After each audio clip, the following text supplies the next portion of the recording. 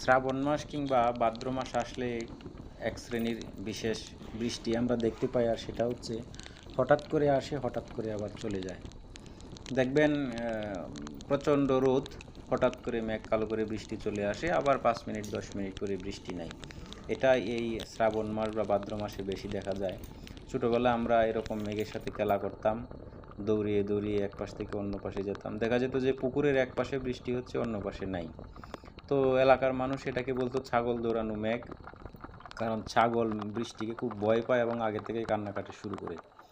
তো যাই হোক, বৃষ্টি আল্লাহ তাআলার নিয়ামত, আল্লাহ তাআলা আমাদেরকে কল্যাণকর বৃষ্টি দান করুক।